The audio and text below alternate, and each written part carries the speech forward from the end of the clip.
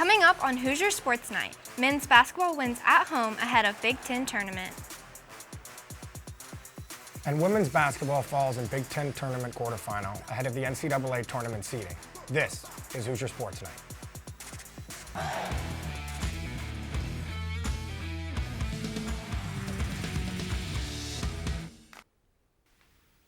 Hello and welcome to Hoosier Sports Night. I'm Casey Watkins. And I'm Declan McMahon. You know, the weather's really getting nice today. I mean, in Bloomington, it's just incredible. I know, the only thing I can think of nicer than this March weather is March basketball. Speaking of basketball, the Indiana men's basketball team defeated Ohio State at home on Saturday in Mike Woodson's final game in Assembly Hall. In a crucial bubble match game, the Hoosiers struggled offensively in the first half, shooting just 9 for 29 from the field and were 1 for 9 on three-pointers. Nonetheless, they found a way to get it done in the second half. Malik Renew added 16 points and Trey Galloway added 16 as well to also achieve 1,000 career points. And Trey Galloway again, with just a minute 24 to go, Galloway drained a 30-footer to give the Hoosiers a 61-56 lead.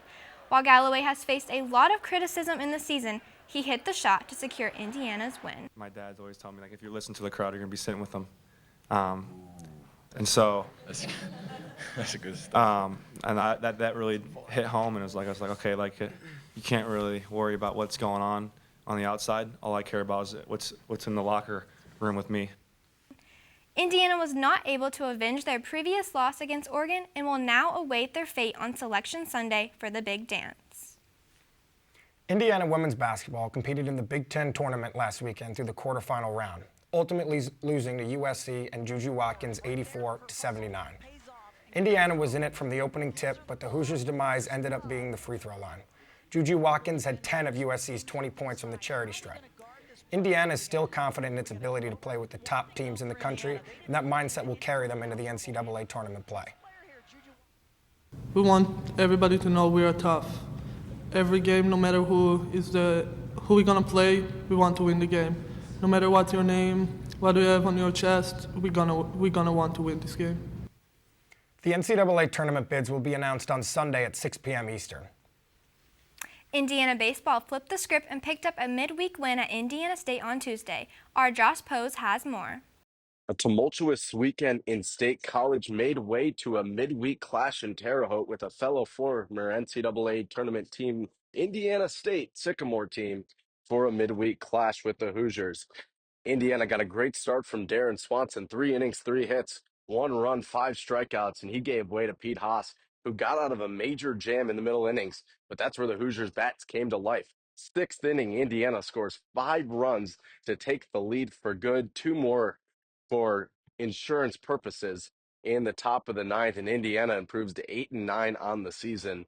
The Hoosiers are back home at Bart Kaufman Field on Friday, Saturday, and Sunday for their Big Ten home opener against the Ohio State Buckeyes.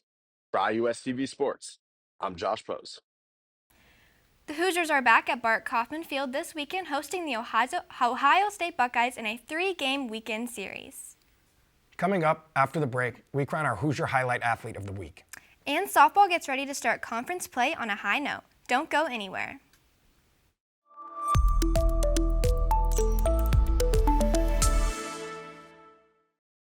Welcome back to Hoosier Sports Night. Now joining us in studio for this week's Hoosier Highlight is our very own Ryan Costello. That's right. This week's Hoosier Highlight Athlete of the Week is none other than senior Brianna Copeland of Indiana softball. This past weekend, Copeland helped the Hoosiers go 5-0 in the Hoosier Classic. The All-American was excellent in the circle all weekend. She picked up a win through 15 strikeouts and posted a 1.75 ERA in her 2 appearances. Known as one of the best 2A players in the country, Copeland also had a great weekend at the plate. She hit 2 homers, 4 RBI, and scored 7 runs. Copeland will be a key piece for the Hoosiers in their hunt for their 3rd straight NCAA tournament appearance. That's all for this week's Hoosier Highlight Athlete of the Week. Back to you guys. Last weekend, the Hoosiers men's swim and dive teams took first place in the Big Ten Championship Finals in Minneapolis. This is Indiana's 4th consecutive Big Ten title and was earned by a significant margin. IU's Owen McDonald was named Big Ten Swimmer of the Championship after setting a program and Big Ten record in the 200-meter backstroke. The Hoosiers also took home first place in the 1650 freestyle and the 200-meter breaststroke. The team totaled 11 All-Big Ten first-team honors, 2 second-team All-Big Ten honors, and 2 spots on the Big Ten All-Freshman team. After this dominant victory, IU is preparing for the NCAA Swimming and Diving Championships on March 26th through 29th in Federal Way, Washington. Softball took on some in-state foes this past week. Our IUSTV sports reporter Maura White has the story. Indiana took on Butler at home this past Tuesday. In their first at-bat, Avery Parker hit a home run that brought 3 in, giving the Hoosiers a 3-0 lead. Allie Van Brandt continued the batting momentum with a double RBI to extend the lead 6-0. At the next bat, Sydney Burko hit her first career home run, giving Indiana 8-0 against the Bulldogs. Indiana extended their lead with 5 runs in the 4th inning with a score by error, stolen home, and 2 RBI singles. Butler showed a chance to score with bases loaded in the top of the 5th. However, rundown between third and home plate gave Brianna Copeland the chance of a tagout to end the game 13-0. We can have joy any day, regardless of our circumstances, because we represent Indiana University. We're getting a premier education. We got beautiful weather. We get packed crowds at Andy Moore Field. There's so much to be thankful for. We're so blessed. And so I'm more concerned about how are they thinking instead of how they're feeling. Indiana continued their midweek play against the University of Southern Indiana. The Hoosiers struggled in the start of the game when Southern Indiana's Jordan Mackey hit a double, leading the game 0-2 in the top of the 2nd. The top of the 5th gave another run to the Screaming Eagles with a double to center by Whitney Hunter, advancing the score to 0-3. Indiana scored in the bottom of the 5th, with Brianna Copeland taking home, but Southern Indiana quickly got out of the inning with a double play. The Screaming Eagles gained 2 more runs in the 6th, with an RBI and error from Indiana advancing the score to 1-5. Indiana continued to fight through the bottom of the 6th, gaining a run on a hit to left field by Madeline Strader. The Hoosiers loaded the bases and a Taylor Minnick grand slam gave them the eventual win 6-5. We all said if it wasn't going to be me, it was going to be one of us. So we knew we needed this game, and it was going to be one of us seniors to come in clutch. A rocky start for the Hoosiers, but one swing gave them the win. The Hoosiers look to continue this winning momentum this weekend. From Andy Moore Field, I'm Maura White, IUSTV Sports. The Hoosiers will take on the Iowa Hawkeyes this weekend to start Big Ten Conference play. Last Friday, Indiana women's tennis traveled to State College, Pennsylvania to compete with number 34 in the country, Penn State. However, the Hoosiers proved to be no match for the 10-1 Nittany Lions. Indiana did not fare very well in singles with 3 losses and 3 unfinished matches. However, the Hoosiers managed to get a victory in one of their 3 double matches. Sophomore Lee Shin Lin and freshman Nicole Cifuentes bounced back after their single losses to defeat their Penn State opponents 7-5. Ultimately, Indiana's efforts were not enough and they lost 0-4, moving their record to 6-7 on the season. Next up for IU women's tennis, they will play Maryland at home this Friday. IU women's golf started out hot in the Arizona desert as they competed in the Clover Cup this week. After the first 2 rounds, Hoosier golfer Maddie May looked poised to make a statement. She equalized and surpassed her career best scores in the first 2 rounds, placing her lead going into the final round where she posted a final score of +4.